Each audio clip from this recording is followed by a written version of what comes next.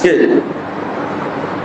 ইন্ডিয়ার যে অবস্থা, কাশ্মীরের যে অবস্থা, ফিলিস্তিনের অবস্থা, সিরিয়ার অবস্থা, তাদের অবস্থার জন্য আমরা কিছুই করতে পারি না, অর্থ দিতে পারি না, যেতে পারি না। কিন্তু যারা অর্থ দেয় তাদেরকে গালিগালাজ করছে, তাই না? সবচেয়ে গালি দিচ্ছে কাকে? সৌদি আরবকে, তাই না?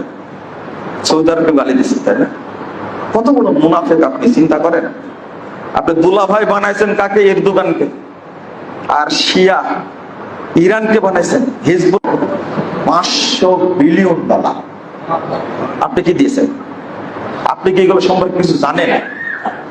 বাংলাদেশের এই খুদ খাওয়া এই মিডিয়া যে মিথ্যাচার করে, সারাক্ষণ এই ইরানের পক্ষে, হিজবুল্লাহর পক্ষে, হুতির পক্ষে, বাশার আল আসাদের পক্ষে গান গায়, অথচ কাউকেই চিনে না।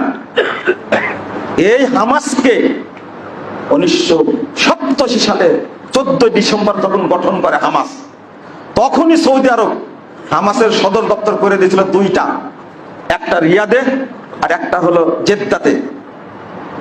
আজকে হামাসকে ভালোবাসে না কেন?